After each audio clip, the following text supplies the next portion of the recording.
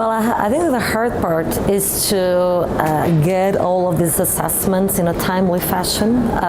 Fiona MacDonald was showing this morning that in the UK, although 90+% of patients get a PET-CT, patients with stage 3, less than 15% get it within the 42 days required to make sure that this PET-CT reflects the actual, the today situation of the patient.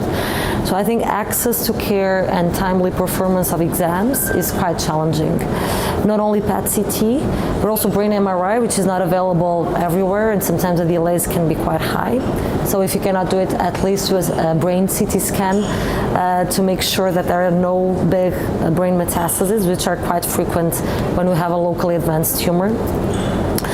And of course, I think that the other barrier is also the pathological nodal staging, because it requires systematic EBUS, ES, so dedicated personnel, sophisticated technology, and then also the pathologists to analyze all of this.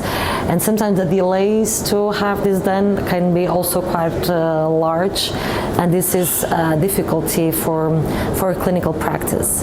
And then in terms of the functional operability, well, some of these tests that I've talked before, like the spirometry, are easy, but the exercise testings, sometimes they're more sophisticated and require dedicated cardiac departments to do.